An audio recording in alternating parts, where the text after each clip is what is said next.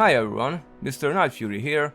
After a long time, another box has finally arrived from Sideshow. There's nothing extra on the cardboard box this time, so I wouldn't waste too much time on it. Let's get started.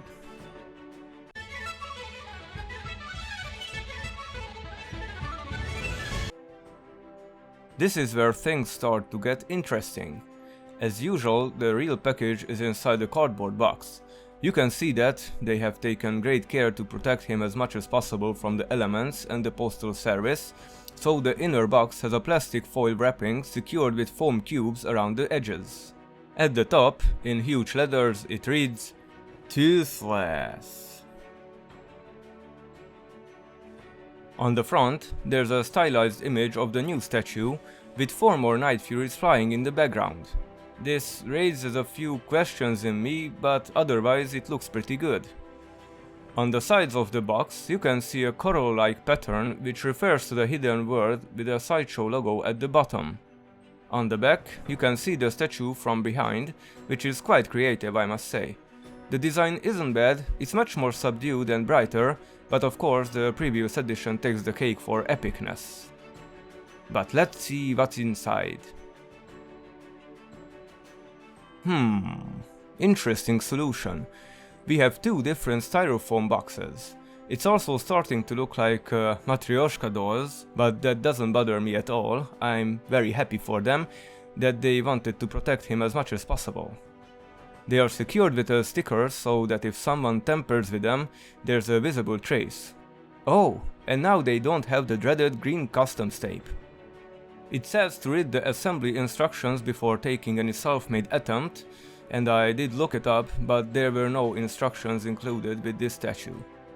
Oh, and also I had no idea what he would look like in his final form. The site only had pictures of the prototype, which hasn't been updated since, so that gave me an extra excitement to see how much more polish they put into him. But now, let's finally see what really is inside.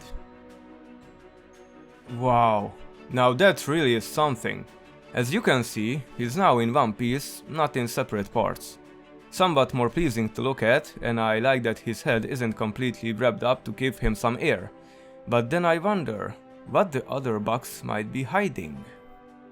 Ah, of course, the pedestal on which he will stand. Fortunately, they didn't skimp on the protective foil and foam cushions, because who knows what he must have gone through to get here. Hope he had a pleasant journey. The rock base looks much sturdier than him, but it has also been carefully wrapped for safety. First, let's deal with the base. It's pretty solid and has some weight, but not as much as the last one, where it really felt like I was lifting a boulder. Underneath the plastic sheeting, there's also a paper wrapper. After removing it, we can finally see it for real. You can see the hole at the top, where the figures had to be placed. Its material is quite interesting.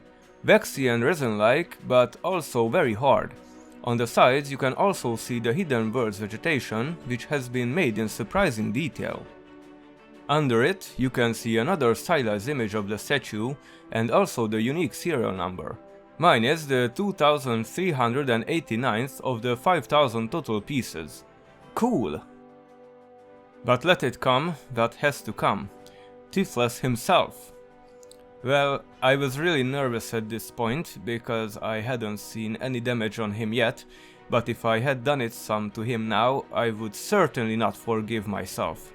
I didn't really know how to get started as he was very tight in there, but I realized I had to get rid of the little foam pads first.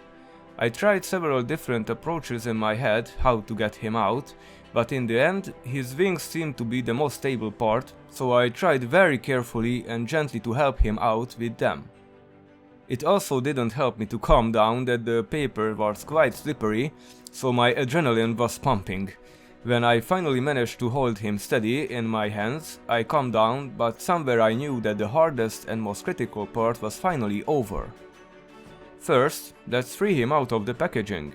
I use my pillow, which has a linen that is just right for this wonderful moment.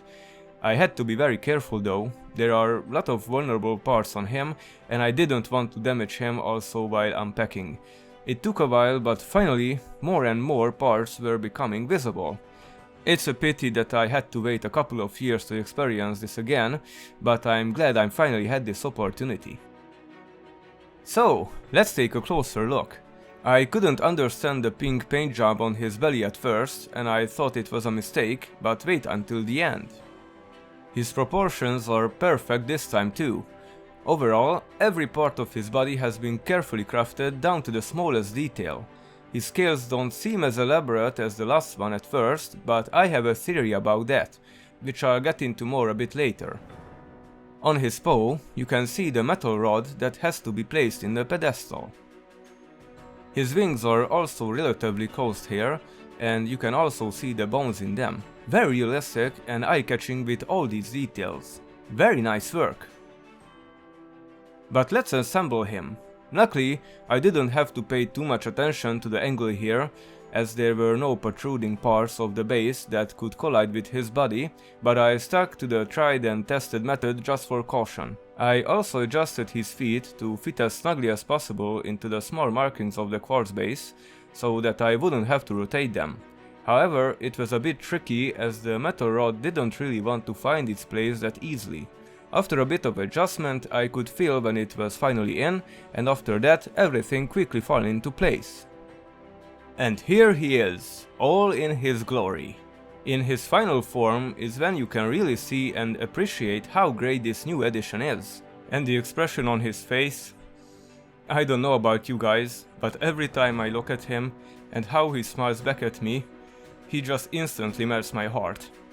The pinkish paint on his belly also makes sense now. It's the light irradiating off the crystal. And I have to say, that's something quite amazing, and it really makes the impression that it's really glowing. Thinking of it now, it would lose quite a lot of realism that if his belly was just solid black. Very clever and creative. The larger scales on his head and ears have become much more defined and shine very nicely in the light. His back spines here are now in the normal closed state, which is great, as my more realistic figures have been in their split state, the previous statue and Mega Toothless. And I always wanted one where I could admire them in their original state. Their shape is very faithful to their movie counterparts, but maybe they could have been a little bigger, but that's just really nitpicking. The smaller spikes on his tail are nicely done, as they should be. The quartz base he stands on is semi-translucent by the way, and its color is very complex with lots of subtle shades. His skin may look a little too uniform at first, but if you remember how he looked like in the third movie, you'll see that his skin is much more smoother there too. Here are some pictures for a comparison.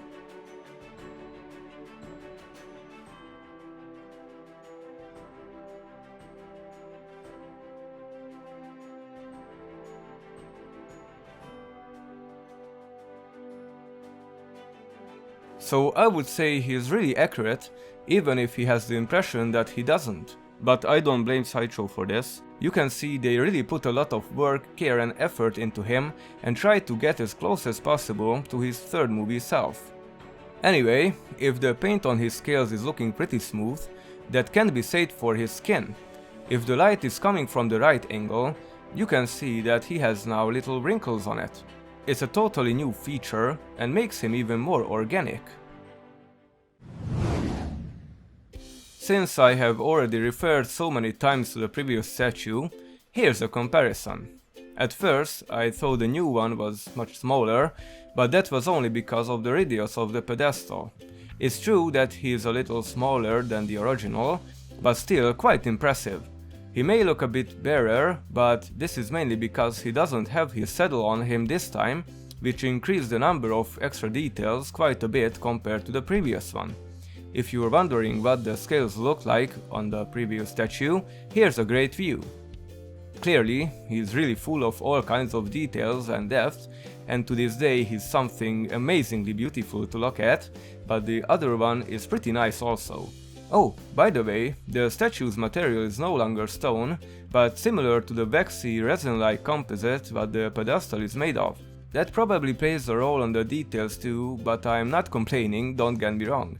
If it's darker in the room, he looks exactly like the previous one. The difference is really noticeable when he's basking in light. His pose is very similar, but it's awesome and very cool really.